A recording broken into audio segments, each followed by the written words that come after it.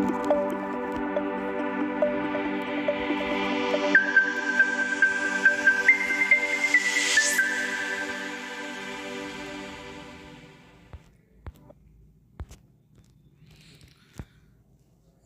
Academy के short notes programme में आप सभी का स्वागत है। हमारा आज का विषय है भारत रत्न विशेष। भारत रत्न के विषय में संपूर्ण जानकारी आज हम प्राप्त करेंगे। तो आइए बढ़ते हैं। भारत रत्न की हम बात करेंगे तो भारत रत्न भारत का सर्वोच्च नागरिक सम्मान है। यह सम्मान राष्ट्रीय सेवा के लिए दिया जाता है। इन सेवाओं में कला, साहित्य, विज्ञान, सार्वजनिक सेवा और खेल शामिल है।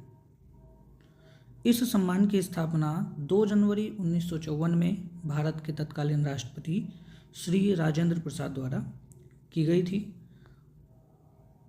उल्लेखनीय योगदान के लिए भारत सरकार द्वारा दिए जाने वाले सम्मानों में भारत रत्न के पश्चात क्रमशः पद्म विभूषण, पद्म भूषण और पद्मश्री का स्थान है।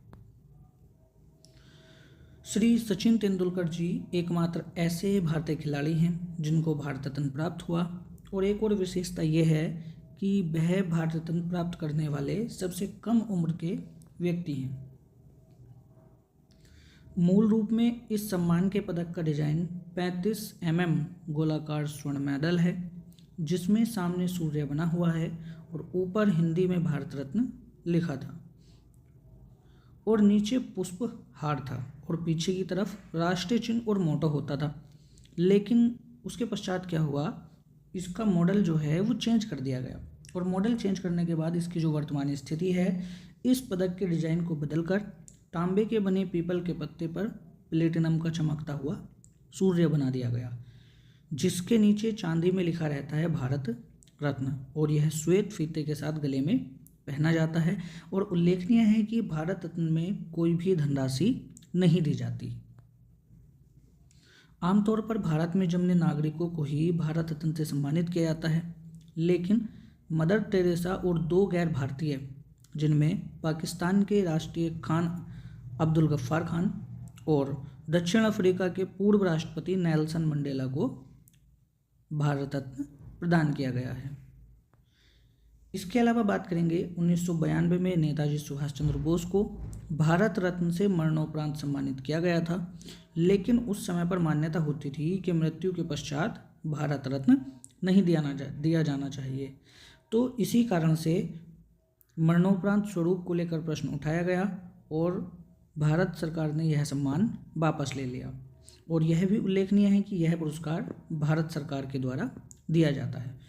पहले इस पुरस्कार को मरणोपरांत नहीं दिया जाता था, जिस कारण से डॉक्टर भीमराव अंबेडकर जी या सुभाष चंद्र बोस आदि बड़े महान क्रांतिकारियों को भी घोषणा करने के बाद भारत रत्न नहीं दिया गया।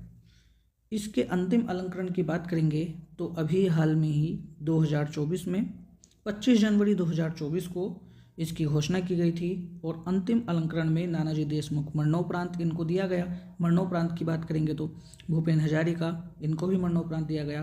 प्रणब मुखर्जी, या बात करेंगे हाल ही में जो पुरस्कार दिया गया है भारत रत्न, कर्पूरी ठाकुर को और लाल कृष्ण आडवाणी को।